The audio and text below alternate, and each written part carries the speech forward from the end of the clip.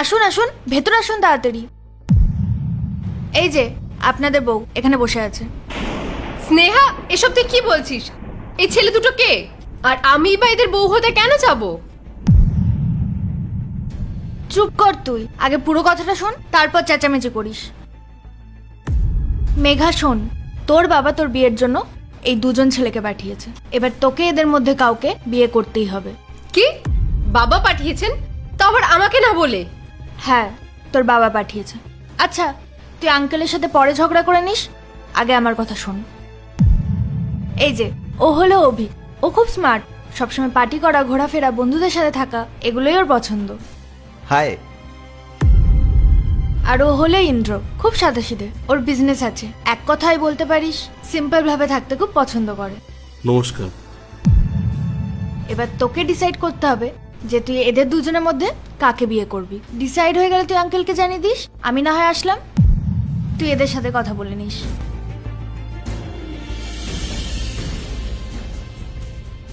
দেখুন, আমার বাবা চায় আমি আপনাদের দুজনের মধ্যে যে কোনো একজনকে আমার লাইফ পার্টনার হিসেবে চুজ করি, কিন্তু তার আগে আমি আপনাদের দুজনের সাথে একটু আলাদা আলাদাভাবে কথা বলতে চাই।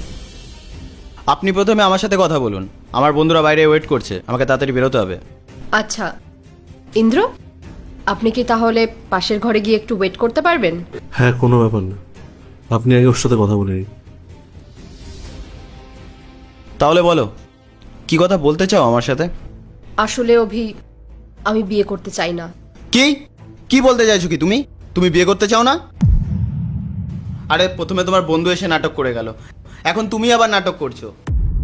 তুমি জানো পার্টির জন্য কতটা লেট হয়ে গেছে, তার উপর আমার বন্ধুরা ওয়েট করছে, আর তুমি এই সময় বলছো বিয়ে করতে চাও না। কি চাও তাহলে তুমি?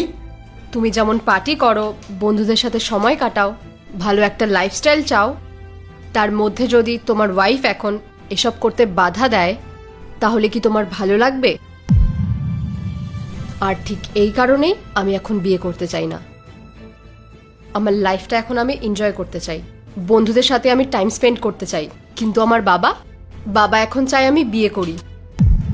কেননা আমার বাবার কোম্পানি, এই বাড়ি, আমার বাবার যা কিছু আছে সব কিছুর একমাত্র উত্তরাধিকারী আমি।